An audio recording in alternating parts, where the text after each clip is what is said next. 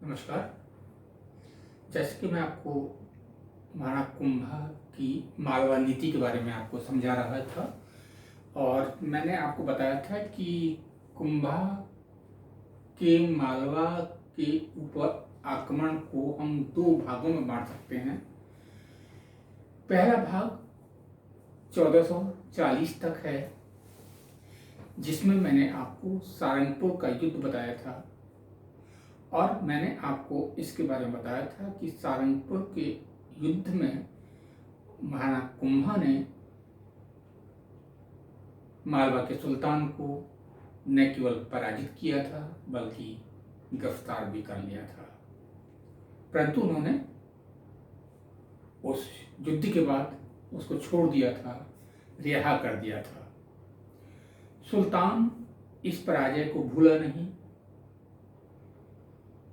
कुंभा की उस उदार नीति के प्रति उसके मन में कोई सद्भावना नहीं थी।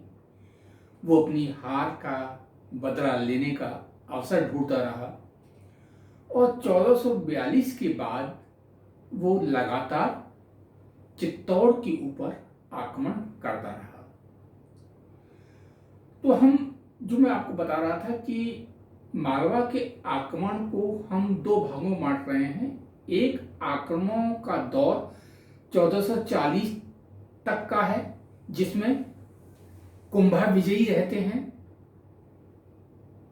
मालवा दबाव में है, पराजित है।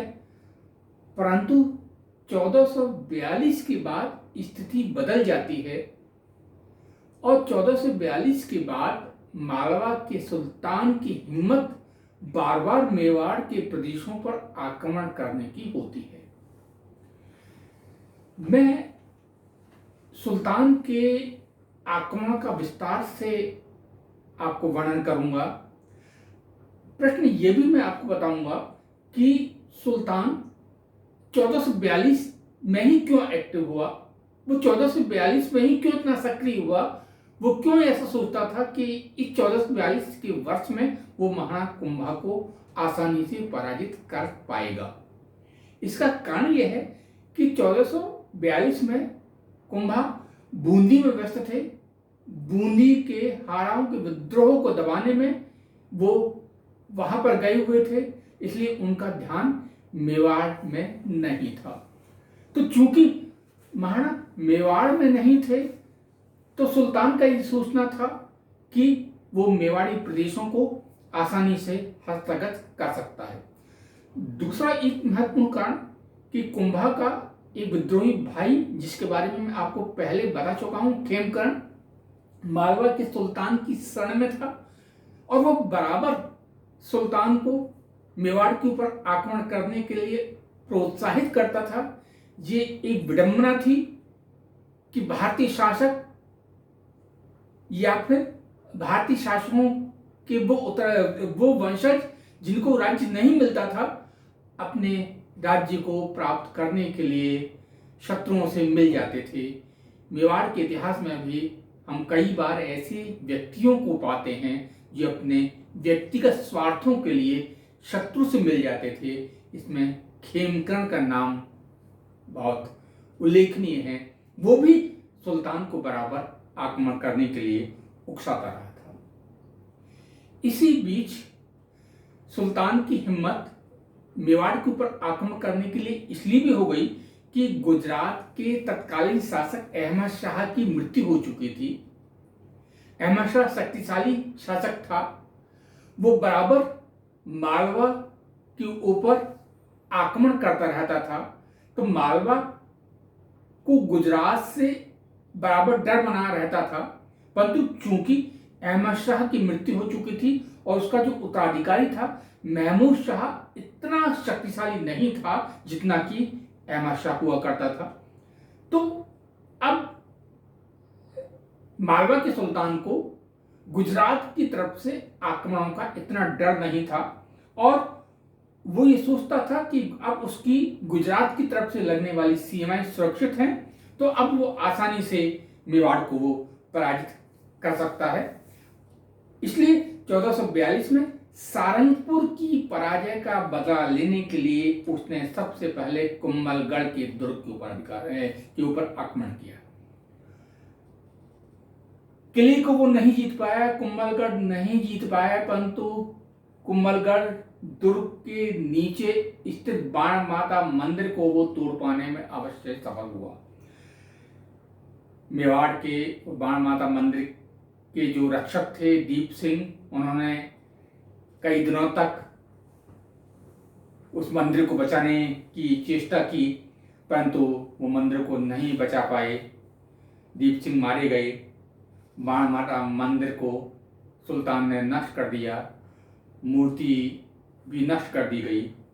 परंतु निष्कर्ष के रूप में ये कह सकते हैं कि मंदिर जरूर टूटा, कुछ भारतीय शहीद भी हुए, परंतु कुंभलगढ़ का दुर्ग सुल्तान नहीं जीत पाया।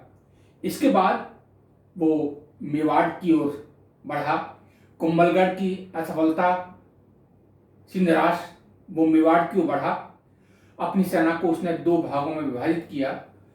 एक सेना को उसने दायित्व सौंपा कि वापस लौटते हुए कुंभा को रास्ते में ही रोक दिया जाए, क्योंकि जब कुंभा को ये सूचना मिली कि मालवा का सुल्तान चित्तौड़ के दुर्ग के ऊपर आक्रमण करने के लिए आगे बढ़ रहा है, तो कुंभा बूंदी से वापस मेवाड़ के लौट रहे थे।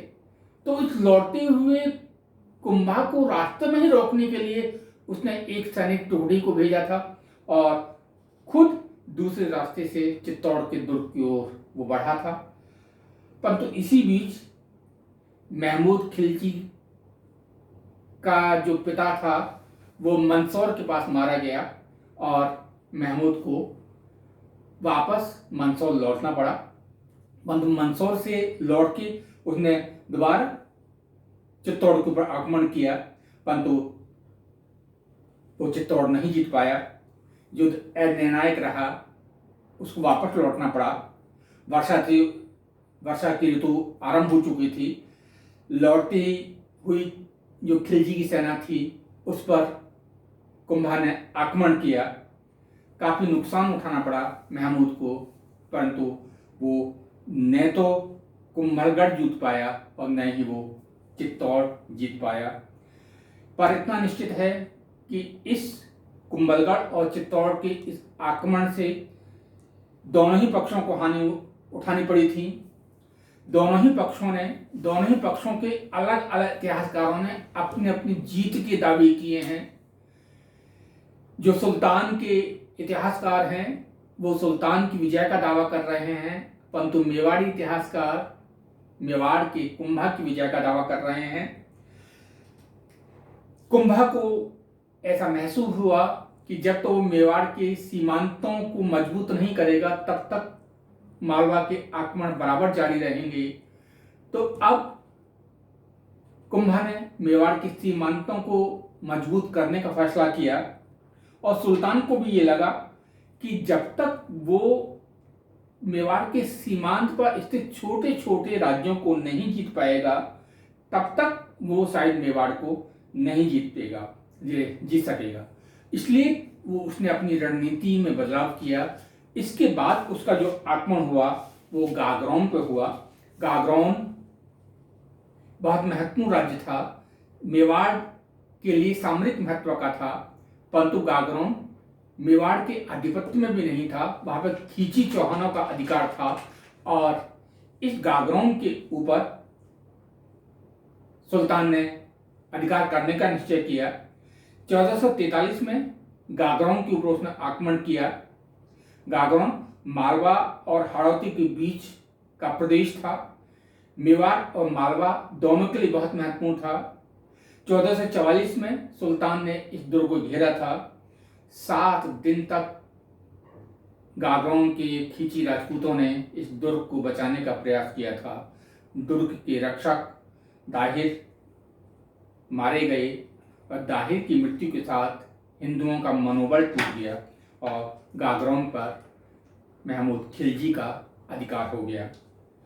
यूएन डे एक इतिहासकार हैं, उनका कहना है कि गागरोन का सुल्तान के हाथ में चले जाना मेवाड़ के लिए बहुत क्षति था, बहुत बड़ा नुकसान था।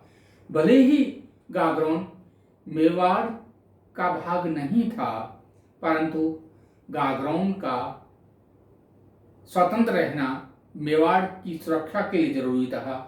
मेवाड़ का ये प्रहरी था और इससे मेवाड़ प्रत्यक्ष रूप से मालवा के आक्रमण से बच सकता था, परंतु गागरोन मालवा के हाथ में चला गया और मेवाड़ की सुरक्षा के लिए एक नया खतरा पैदा हो गया। महमूद के लिए मेवाड़ की पूर्वी सीमाओं पर आक्रमण करना बहुत आसान हो गया और गागरोन की सफलता ने सुल्तान को अब मांडलगढ़ के ऊपर आक्रमण करने के लिए प्रोत्साहित किया। दूसरे शब्दों में कहूँ कि गागरोन की विजय से सुल्तान इतना प्रोत्साहित हुआ, इतना उत्साहित हुआ कि वो अभी सोचने लगा कि वो मांडलगढ़ भी जीत सकता है। इसके बाद जो आगे उसका आक्रमण होता है वो 1440 के बाद उसने मांडलगढ़ के ऊपर आक्रमण करने का निश्चय किया। मांडलगढ़ जीतने के लिए वो पहले रणथंभौर आया और रणथंभौर से वो मांडलगढ़ की ओर बढ़ा। मांडलगढ़ नहीं जीत पाया और कुंभा को वो किसी भी तरह की क्षति या किसी भी तरह का नुकसान नहीं पहुंचा सका। अगले कुछ वर्षों में वो यानी कि सुल्तान मेवाड़ के ऊपर बराबर दबाव बनाए रखने में कामयाब हुआ। इसके बाद उसका एक महत्वपूर्ण आक्रमण अजमेर के ऊपर होता है। राजस्थान के पश्चिमी और केंद्रीय भाग में स्थित ये अजमेर सामरिक दृष्टि से बहुत महत्वपूर्ण था और अजमेर से उत्तर भारत की जो शक्तियां थी उनको नियंत्रित किया जा सकता था। यानी कि अजमेर जिसके पास भी रहेगा वो कम से कम उत्तर भारत को आसानी से अपने नियंत्रण में रख सकता था। अजमेर मेवाड़ के आधिपत्य में था। अब मालवा के सुल्तान की ये इच्छा थी कि वो अजमेर को जीत ले ताकि उत्तर भारत पर उसकी पकड़ मजबूत बन सके। इसलिए उसने अब अजमेर के ऊपर आक्रमण करने का निश्चय किया। एक और बात हमको जानकारी मिलती है कि अजमेर के ऊपर उसने आक्रमण क्यों किया। इसका एक कारण तत्कालीन इतिहासकार हमें बताते हैं कि अजमेर के मुस्लिम नागरिकों ने सुल्तान से ये शिकायत की थी कि अजमेर के हिंदू शासक उनको परेशान करते हैं। दूसरे शब्दों में अजमेर के मुसलमानों को हिंदू शासन रास नहीं आ रहा था, इसलिए उन्होंने सुल्तान से अनुरोध किया था कि वो हिंदू शासन से उनको मुक्ति दिलाएं और इसके परिणामस्वरूप सुल्तान ने अजमेर के ऊपर आक्रमण किया, उसके किले को घेरा। अजमेर के जो दुर्रक्षक थे गजाधर सिंह, 4 दिनों तक गजाधर सिंह ने अजमेर को बचाने का प्रयास किया। 5वें दिन गजाधर सिंह वीरगति को प्राप्त हुए और अजमेर पर महमूद का अधिकार हो गया, परंतु ज़्यादा लंबे समय तक महमूद अजमेर को अपने अधिकार में नहीं रख पाया।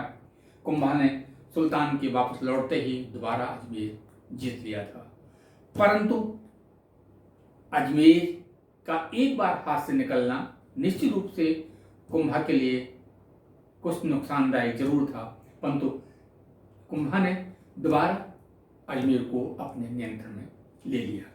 आगे आने वाले वीडियो में मैं आपको सुल्तान की मांडलगढ़ विजय आपको बताऊंगा। दोबारा सुल्तान मांडलगढ़ के ऊपर आक्रमण करता है और उसको जीतने की कोशिश करता है। धन्यवाद।